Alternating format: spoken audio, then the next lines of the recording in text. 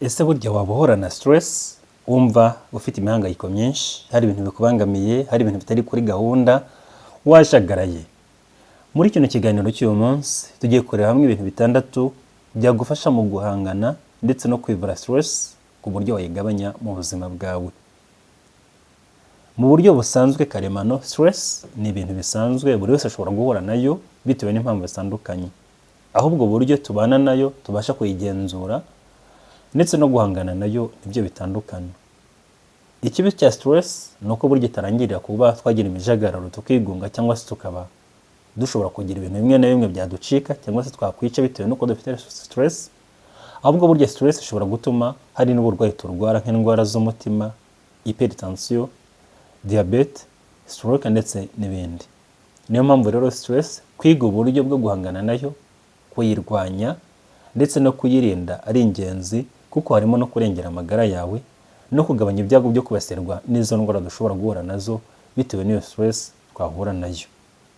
Muri kino kiganiro rero nibyo tugiye gusesengura, turebera hamwe uburyo butandatu bwagufasha mu kwirinda no guhangana na stress mu gihe uyifite cyangwa se wahuye nayo, kuko burya ni ibintu bishoboka bidasabye n'imiti yo kwa muganga, ahubwo ni uburyo twavuga nk'aho buri karemano, uburyo bwo kumenya uburyo ubyitwaramo, ingamba ugomba gufata ndetse n'uburyo wabishyira kuri gahunda. Uburyo bwa mbere rero bwo kurwanya stress cyangwa se kuyivura ni uburyo bwo gukoresha ubwonko, gukoresha uburyo bw'imihumekere ndetse no gukoresha ibitekerezo. Uti ubu buryo bukora gute? Ni uburyo rero bwitwa mindful meditation and breathing. Ni uburyo bwizewe bukomoka mu bice byo muri Aziya ndetse no muri bihugu by'Ubushinwa. Usanga abantu bakoresha intekerezo ndetse n'imihumekere yabo kugira ngo babashe kugenzura stress ndetse no kuyivura, no kugira ngo babashe gushyira ku murongo ibitekerezo byabo no kubiturisha. Ni uburyo bwo guhangana n'iyo misemburo iba izamutse stress, ukayisubiza, ukayicubya, ukayisubiza mu kigero gikwiye. Bikagufasha cyane, harimo nk'imisemburo yitwa cortisol n'umusemburo witwa adrenaline. Iyo misemburo iba izamutse cyane mu gihe ugize stress, umutima ugatera cyane, umuvuduko w'amaraso ukazamuka ukiyongera, ugasanga n'imikaya yawe igize hyperactivity, aho usanga nyine umuntu arimo gutekereza cyane, umutima we ugatera cyane, muri make ugasanga ibibazo byamubanye byinshi. Kino gihe rero waricara ugatuza, ukajya ahantu hatuje, ukagerageza guturisha intekerezo zawe no kuzikuramo ibindi bitekerezo. Ukabikora nko minota 5 kugeza ku minota 10, ukora ibyitwa meditation, cyangwa se ukashobora gukora meditation niba bishoboye wicaye ahantu hatuje, ahantu kabone, ariko niyo waba uri mu bandi wimagine ko ahantu hatuje. Muri make rero ukagerageza kukaruma ubwonko bwawe. Hanyuma rero ugerageza kugenda winjiza umwuka, ukabwinjiza cyane, byibuze ugasohora umwuka nyuma. Kwa kundi ufata umwuka ukawinjiza ukawufatirayo hasi cyane, hanyuma ukabona kuwusohora witonze, kuwusohora gake gake. Niba winjije nk'amasegonda 5, kuwusohora uzakora nk'amasegonda 8. Kuwusohora bwo usohora gake gake witonze. Ibyo hanyuma ukabikora inshuro nyinshi kugeza igihe stress yawe igiye, ukumva utuje.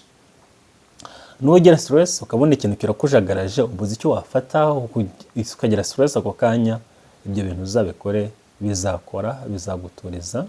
Ibyo bita deep breathing exercise, aho umuntu ahumeka akinjiza umwuka mwinshi cyane, hanyuma akawufatira hasi akawusohora yitonze.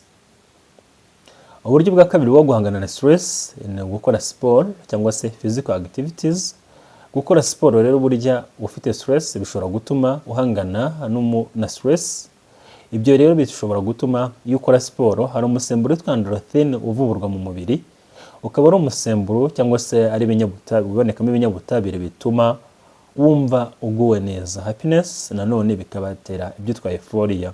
Iyo rero ukoze siporo y'amaguru yo kwiruka, siporo zisanzwe, ushobora no gukina basket, ushobora no gukina football niba uyishoboye, siporo zose wakora zituma uyu musemburo uvuburwa.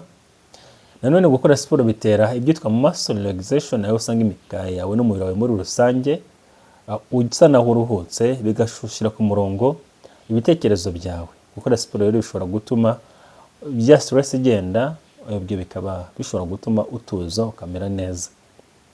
Hari siporo z'umwihariko bavuga ko ushobora gukora ni nk'izi zitwa cardio workout, strength training, yoga, ushobora kubyina, burya na dance nayo ushobora gukora. Bavuga ko byibuze ugomba gukora siporo iminota 30 kugira ngo ubashe kuba wahangana na stress unayigabanye.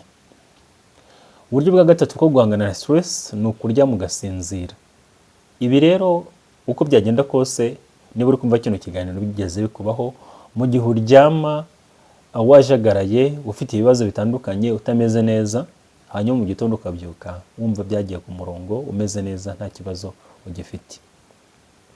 Nanone buryo no kwa muganga, abantu bafite ibibazo bashobora guterwa imiti isinziriza, hanyuma ugakanguka ukaza kubyuka umeze neza, by'ibibazo bisa naho byagabanutse, umeze neza, byagiye ku murongo. Gusinzira byagiye bigaragazwa n'ubushakashatsi ko bitera ibyitwa emotional regulation, gushyira amarangamutima yawe ku murongo.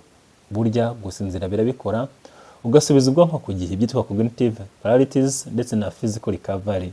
Ibi byose bikaba bishobora gutuma ubasha gushyira ubwonko ku murongo, za stress zikagenda. Bavuga ko byiza hari tips zishobora gutuma usinzira neza, harimo kuryamira ku gihe, ukagira gahunda yo kuryamira ku gihe kidahindagurika, kuba ushobora gukora icyumba cyawe neza, ukaba ushobora kukirinda ko cyajyamo urumuri rwinshi, nanone kikakirinda ko cyagira imbeho nyinshi, kandi kigahora gisa neza. Ukirinda gukoresha ibikoresho by'ikoranabuhanga mbere yo kuryama, harimo nka telefone cyangwa se televiziyo cyangwa se laptop cyangwa se n'izindi mashine. Nanone ukita kuri environment yawe, icyumba cyawe kikaba kidashyushye cyane kandi kidakonje cyane, kijimye, kirimo nyine ku buryo wazimya amatara kikaba dark. Nanone kikaba ari icyumba gituje, kitarimo ibintu bisakuza cyangwa se ibintu birara bisona. Nanone ukirinda ibintu bishobora gutuma udasinzira, nko gufata ikawa, nikotine ni nko kunywa itabi, cyangwa se ukaba wakwirinda ibindi bintu byose byatuma udasinzira neza. Uburyo bwa gatanu bwo guhangana na stress ni ukuganira n'abandi. Burya nugira stress uzashaka inshuti yawe, abantu musangira, muganira, mubashe kuganira kuri ibyo bibazo ufite byagutera stress, akenshi ushobora gukira cyangwa se bikagenda. Iyo uganira n'abandi baguha ibyitwa emotional support, aho usanga bigufasha mu mitekerereze, ukabasha kwisanzura, ukirekura. Muri make ukabasha kuganira kuri icyo kibazo ufite cyagutera stress, ukavuga feelings zawe wisanzuye. Nanone bishobora kuguha neza uburyo bwo gukemura ibyo bibazo byawe ufite, ibyitwa problem solving skills, bitewe n'inama bakugiriye cyangwa se uburyo wabonye babyakiriye cyangwa se ibyo bakubwiye uguma kubyitwaramo, bigatuma wivumbura uburyo bwawe bwihariye bwo kuba wakwikemura ibyo bibazo. Hari n'ibyitwa bishobora kuguha ibyitwa perspective experience, cyangwa se kuba mwasangira experience uburyo bo babyitwayemo, bakaba bashobora kukubwira uburyo wabyitwaramo ibyo bibazo byagutera stress. Ariko nanone niba ushaka gukira, kwivura stress, vuga wisanzuye, openly, ufunguke. Ushobora gushaka abantu muganira cyangwa se communities, abantu muje ibibazo. Ushobora no kuba waganira n'umukozi cyangwa se n'umuganga, nk'umuganga w'imitekerereze yagufasha. Ibyo rero bikaba bishobora gutuma wisanzura ukabasha gukira. Uburyo bwa gatanu bwo guhangana na stress nanone ni ugukora siporo cyangwa se ibintu bishobora gutuma ya stress yawe igenda. Stress relieving activities harimo nko kuba ushobora gushaka utuntu wakora, nko kwandika, kumva umuziki, burya cyangwa se gushushanya. Burya abantu bakora ibyo bintu bikaba bishobora gutuma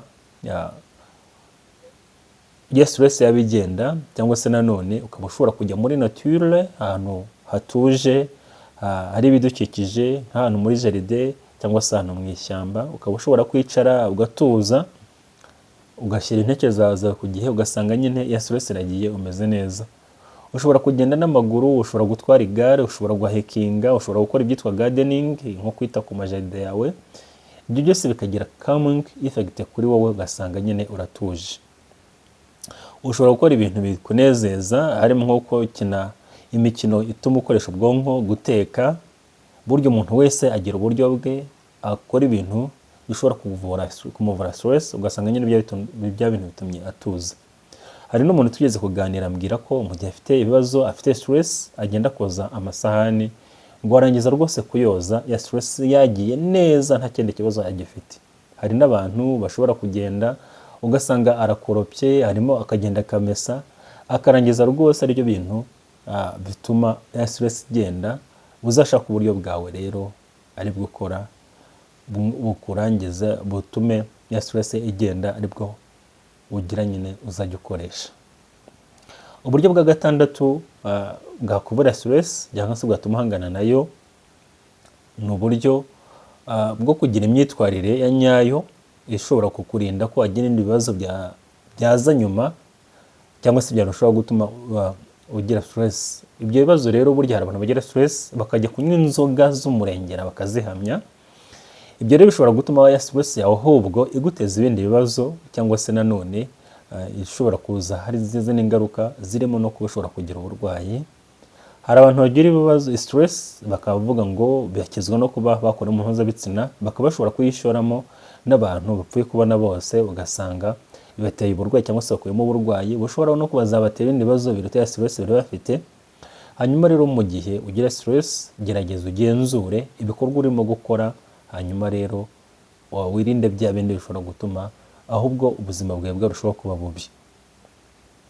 Abantu bagirwa inama rero yo kurya neza mu gihe ufite stress, ugashaka ibiryo rwose birimo intungamubiri nziza, harimo nk'ibinure byiza bya omega 3, harimo nka magnesium, ndetse aha twavuga nko kurya ifi, kuba ushobora kurya imbuto n'imboga n'ibintu nk'ibyo ngibyo. Burya ni byiza ku muntu ufite stress, bishobora gutuma igenda igabanuka.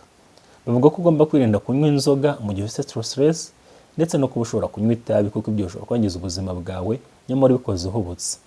Nanone hari abantu ugashaka uburyo bwo kwita ku gihe cyawe, time management. Nanone ushobora kugira boundaries, ibintu utagomba kurenza no kudakora mu gihe ufite stress. Nanone ugomba gukoresha ibikoresho by'ikoranabuhanga gakeya mu gihe ufite stress, wumva utameze neza.